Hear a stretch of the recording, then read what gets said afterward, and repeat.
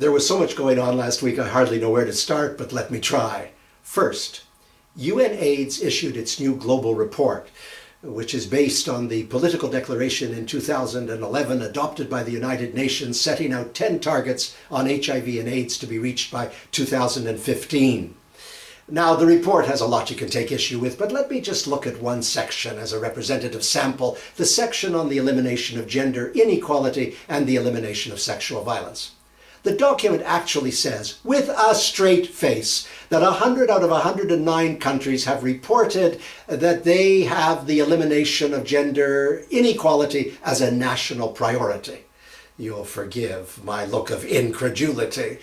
And then it says that 52% of the countries are not on the road to gender equality.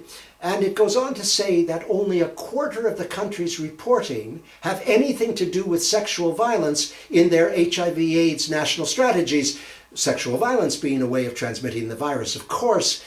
Now, you know, it's all so odd. It's kind of analytic distance.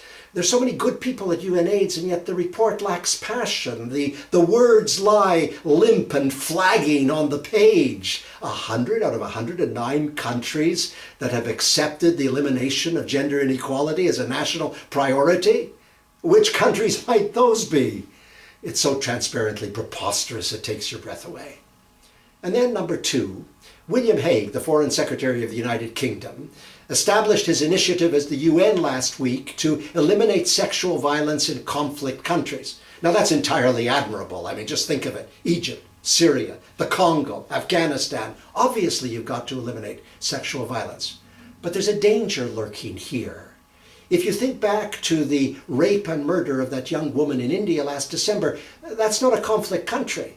South Africa is considered the rape capital of the world. That's not a conflict country. Think of sexual violence in the American military. The United States is not a conflict country.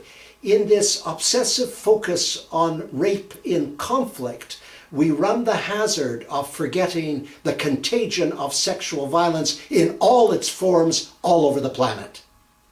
And number three, the same British government decided to give $1.6 billion to the Global Fund to fight AIDS, tuberculosis, and malaria over the next 3 years. In so doing, it vaulted into second place as a donor, and it throws out a real challenge to Germany and France and Japan and Spain and Canada. Mind you, it comes from a conservative government. God, it's unsettling. I'll have to take political re-education. I'll have to undergo ideological revisionism.